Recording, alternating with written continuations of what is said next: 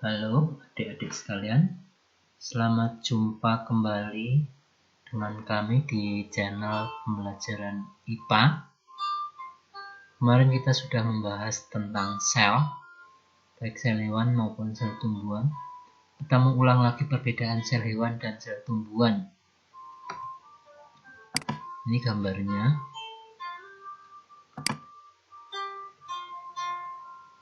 Gambar sel hewan, gambar sel tumbuhan. Ini kalau di gambar untuk yang lain, ini dinding sel, mitokondria yang ada titik-titiknya, lisosom. Oke, kita lihat struktur selnya. Nukleus untuk reproduksi, hewan ada, tumbuhan ada. Nukleolus untuk sintesis ribosom, hewan ada, tumbuhan ada.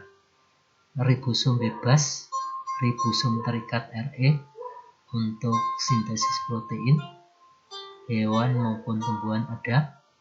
Re halus, Re kasar untuk sintesis dan penyaluran bahan, hewan dan tumbuhan ada.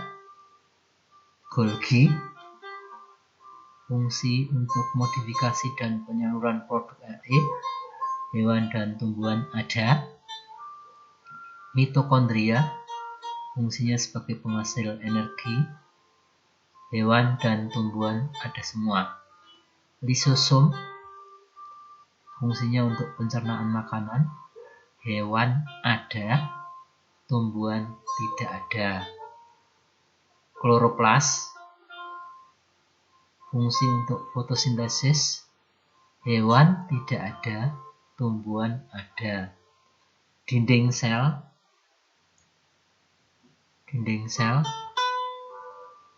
fungsinya untuk pelindung, hewan tidak ada,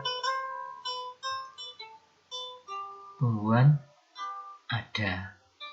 Vakula, penyimpanan makanan dan pengeluaran zat sisa, hewan ada, tapi ini kecil ya biasanya, tumbuhan ada.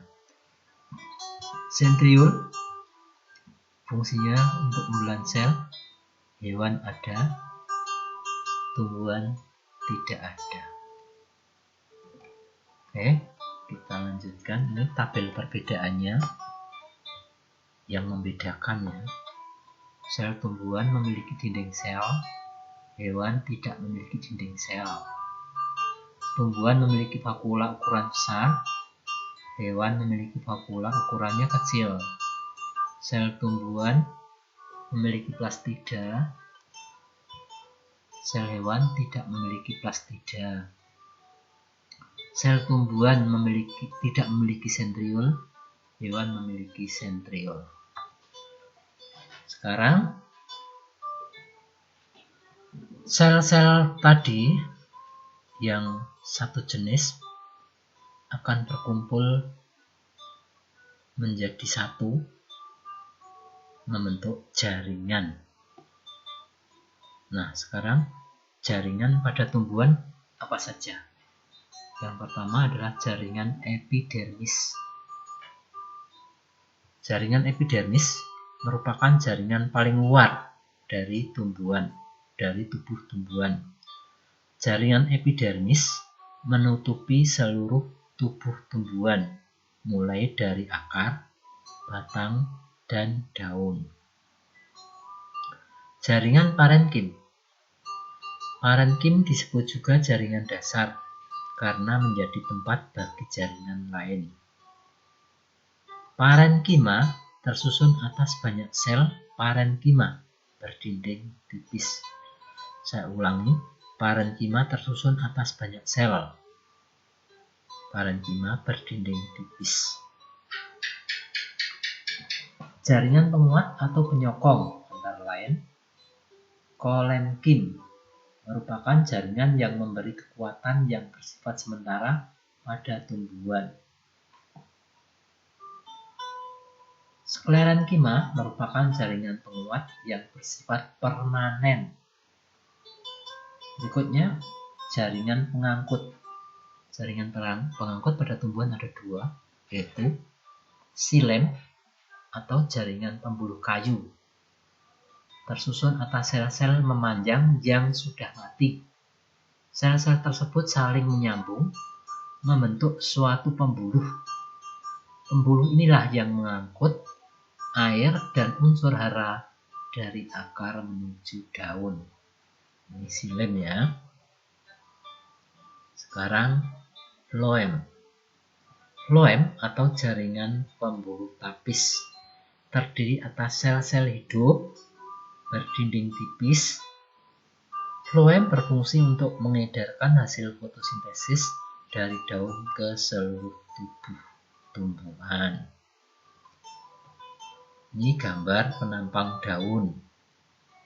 Penampang daun yang bagian atas ini epidermis atas atau lapisan kulit luar bagian atas. Kemudian bawahnya jaringan palisade atau jaringan tiang. Jaringan palisade atau jaringan tiang atau jaringan pagar. Namanya banyak ya. Jaringan palisade atau jaringan pagar atau jaringan tiang. Di sini banyak terdapat kloroplas atau klorofil yang berfungsi untuk fotosintesis. Kemudian bawahnya ada jaringan spon atau bunga karang. Di jaringan ini terdapat xilem dan floem. Xilem itu yang mengangkut air dan unsur hara dari akar ke daun. Kalau floem dari mengangkut hasil fotosintesis dari daun ke seluruh tubuh. Sekarang ini epidermis bawah, kulit bagian bawah. Kulit bagian bawah terdapat stoma. Stoma itu adalah untuk tempat bernapas atau untuk keluar masuknya oksigen dan CO2. Terkadang di sini juga tempat untuk mengeluarkan atau memasukkan H2O. Penetesan atau kutasi melalui ini. Sekarang jaringan tumbuhan. Ini ringkasannya ya. Jaringan tumbuhan. Nama jaringan 1. Meristem primer. Berfungsi untuk pertambahan tinggi. Meristem sekunder. Untuk pertambahan lebar. Nomor 3. Epidermis. Pelindung jaringan di dalamnya dan tempat pertukaran zat. Epidermis adalah pelindung jaringan di dalamnya dan tempat pertukaran zat. Parenkima. Parenkima adalah tempat jaringan lain. Yang kelima, penguat. Fungsinya penyokong atau penguat. Xilem mengangkut air dan unsur hara dari akar menuju daun. Floem mengedarkan hasil fotosintesis dari daun ke seluruh tubuh tumbuhan. Sekarang jaringan hewan. Jaringan hewan antara lain nomor 1, jaringan epitelium. Jaringan epitelium berfungsi sebagai pelindung tubuh atau organ, pelapis saluran kelenjar, dan penerima rangsangan. Jaringan otot. Jaringan otot meliputi otot polos, otot jantung, dan otot lurik. Jaringan saraf adalah tersusun atas sel-sel saraf, neuron, yang berfungsi menerima dan mengirim rangsangan. Jaringan penyokong. Jaringan ikat, jaringan tulang rawan, jaringan tulang, jaringan darah, dan jaringan limfa. Ini termasuk jaringan penyokong. Oke. Gambar O.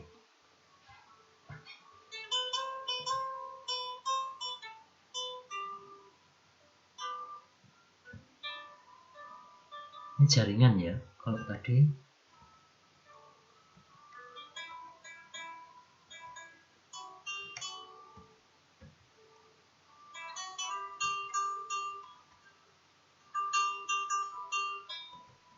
ini ringkasannya. Nomor 1, epitelium. Pelindung tubuh atau organ melapisi saluran kelenjar dan menerima rangsangan. Otot lurik menggerakkan tubuh secara sadar. Otot polos menggerakkan organ tubuh secara tidak sadar. Otot jantung memompa darah. Saraf menerima dan mengirim rangsangan. Tendon melekatkan otot ke tulang. Ligamen sebagai penghubung antar tulang. Tulang menegakkan tubuh. Darah mengangkut oksigen, karbon dioksida, sari makanan, zat sisa, dan hormon. Limfa mengangkut lemak dan pertahanan tubuh. Ini gambarnya ya. Ini gambar otot lurik.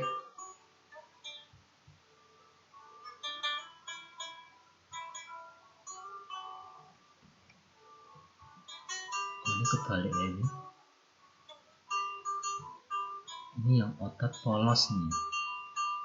Ini yang otot lurik. Ini otot lurik ya. Ini dari dinas kok kebalik ini. Ini otot lurik. Ini otot polos. Otot polos ini terletak pada usus, pada pembuluh darah. Ini otot polos. Otot polos itu geraknya di luar kesadaran atau tanpa kesadaran. Kalau otot lurik kerja di bawah kesadaran, dia harus diperintah. Contohnya otot rangka.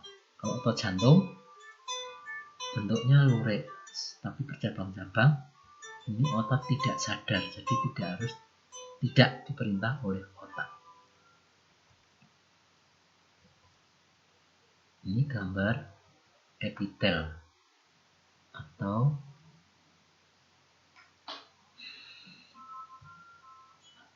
jaringan kulit. Epitel kubus berlapis tunggal, epitel kubus berlapis banyak. Ini jaringan kulit. Jaringan saraf. Jaringan saraf terdiri dari sel-sel saraf, neuron, dan serabut saraf.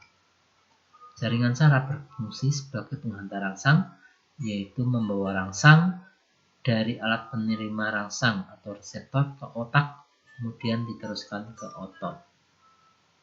Ini gambarnya. Ini namanya dendrit yang kedua. Ini inti sel atau nukleus. Nukleus ini anak inti. Membran plasma. Ini akson. Ini tulisan ini akson.